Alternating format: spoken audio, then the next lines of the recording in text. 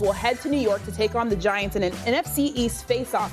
Philly, the winners of 3 straight, could clinch a playoff berth with a win. Meanwhile, the Giants started the season 6-1, but have gone 1-3-1 over their last 5 games. The Eagles have the 29th ranked remaining strength of schedule, according to ESPN Analytics. I mentioned they would clinch a playoff berth with a win. They can also do so with a tie or losses by the 49ers and Seahawks. The Birds are dominating 20-6 versus the Giants dating back to the start of 2009. In that span, only 3 teams have won more than 20 games versus a single opponent. RC, I'm going to start with you on this one. Is this a must-win game for the Eagles?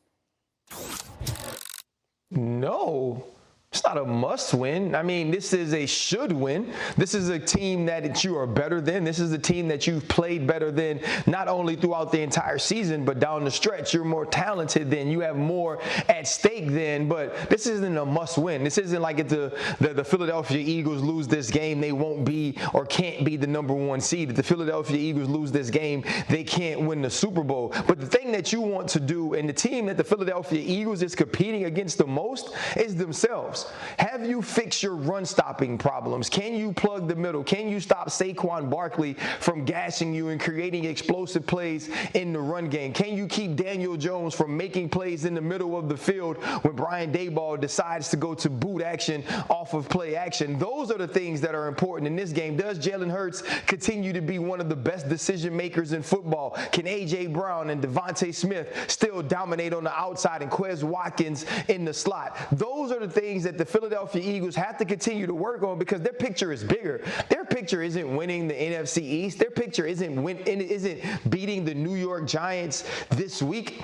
The Philadelphia Eagles have been the best team in football from the start of the season until now. And we've played double dutch with it, and Stephen A makes his list of best teams, and he doesn't put the Philadelphia Eagles at the top, and then Gilly the Kid gets at him on social media. I think he enjoys that. He knows, I know, Bart Scott knows that the Philadelphia Eagles are playing with house money right now. And that house money says that the only way that we falter is if we do it. And so they're focused on themselves against the Giants. It's not about must wins.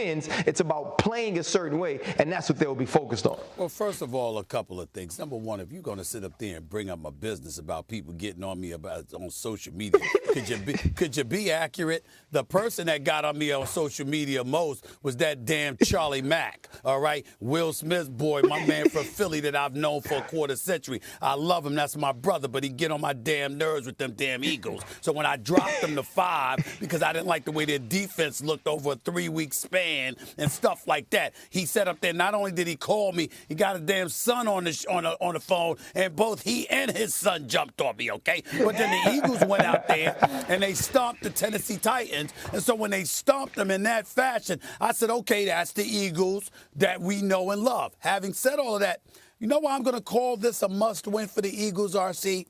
It ain't just because the Cowboys haven't gone away, and they're still in position to get the NFC East and the number 1 seed in the NFC. It's for this reason. You know something? I just watched the damn New York Giants finish with a tie against the Muffler Man himself, Mr. Taylor Heineke, all right? The Muffler Man, that's what I call him, okay? And Taylor Heineke and the Commanders, all right, who I keep calling the Commodores. They got me thinking about Lionel Richie all the damn time, okay? This is what I'm talking about when I'm talking about the Commanders, all right? You can't beat them. The fact of the matter is all the Giants appear to have at this point is Saquon Barkley, who, by the way, isn't 100%. And so for me, if you're the Philadelphia Eagles, you're supposed to handle this kind of business. This is what you're supposed to do. And if you don't do it, I got a problem with that. Now, you said the Giants couldn't beat the Commodores. Well, guess what? The Eagles couldn't beat them either. I know. So you talk about the Eagles couldn't beat them, so you mean that the Commanders are a good football team, and they're going to get Chase Young back, and they're going to have something to say about the playoff picture as well, right? You talk about this isn't a must-win. This is a better win, because if you don't win, then it makes that game against the Cowboys, the rematch, without Cooper Rush, a game that could be a determining factor on who's the number 1 seed. Everything that you did if you're the Philadelphia Eagles was to make sure that it had to go through Lincoln Field. And for that to happen, you better win. You can't show that immaturity that sometimes young teams have by not taking the opponent seriously.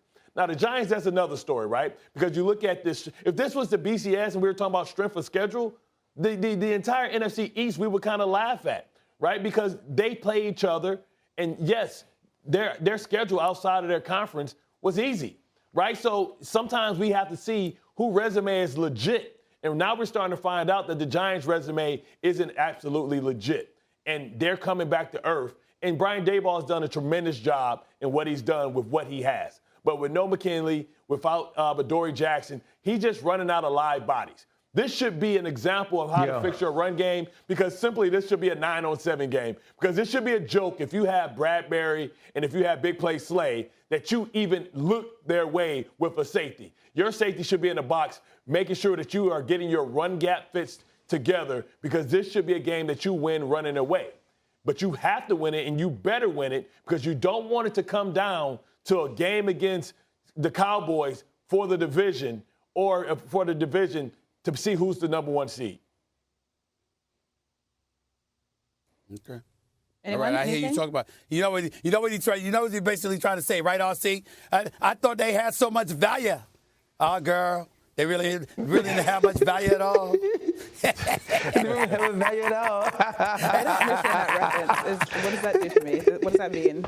What is that from? Lionel Rich. You know, Bart? No, they just went out of line. She's too young. Okay, RC, you're leaving us, unfortunately. What did you call him earlier? T'Challa? Yeah, T'Challa. All right, T'Challa. you're leaving us. You're leaving us. We'll see you later. Coming up, Baker Mayfield said he took a gamble and booked a flight to LA before the waiver wire went through. Did this gamble save his career? We bring in Sam Acho to weigh in on that question. And Teflon Tom has defied the odds a number of times this season. The quarterback, Brock Purdy, will be making his first career start against Brady and company, becoming the 8th quarterback to make his starting debut against the GOAT. The other 7 lost, but Purdy's squad features the league's best defense and a loaded offense. Purdy feeling confident in his squad. Take a listen. I think the biggest thing is seeing like the older guys, the veterans of the team, just come up to me and tell me like, hey, like, we got you. And even the guys on defense, like, they're like, do your thing on offense. We're going to hold it down and do our part. And then the older guys on offense like Christian and George and Debo, B.A., Trent, all those guys, like they're like, man, we got you. We're not going to just throw you out there and, leave you out there by yourself. Like, they all got my back, and I think that's just been the coolest part about it. So knowing that I'm not alone in this whole thing. All right, it's practically impossible to try and compare these two, but here it is, your tail of the tape for Week 14. Tom Brady has started more NFL games than Purdy has passing yards in his career. Brady is in season 23 in the NFL. Purdy is only 22 years old. Brady also made his NFL debut just 1 month shy of Purdy's first birthday. So the Bucs are underdogs in this matchup. Stephen A., I'm going to start with you on this one. What are the chances Brady can pull off this upset? Slim to none. I expect the Tampa Bay Buccaneers. I said slim to none. I didn't stutter. Purdy ain't the one that Tom Brady has to go up against. He got to go up against them boys on the defensive side, led by Bosa and the crew. That's who the hell he got to go up against. He's got to go up against them with a compromised offensive line. All right, he's got to go up to against them with a less than stellar running game. He's got to go up against them with receivers he doesn't seem to be on the same page with on far too many occasions this season, whether it's Evans, it's Godwin, or anybody else. And more importantly, Brady has to go up against them, for the most part, as a relative stationary target. This San Francisco 49ers defense is no joke. Now, I'll be fair and say, I don't think they get at the quarterback the way that Dallas does when it comes to quarterbacks being in passing situations. But if you're the Tampa Bay Buccaneers, what you have to do is you have to have some kind of balanced attack. You can't have Tom Brady dropping back to pass and throw 50 times, not against these brothers. And I think that's a situation that's incredibly daunting for them. Now, Tampa Bay's defense are no slouches.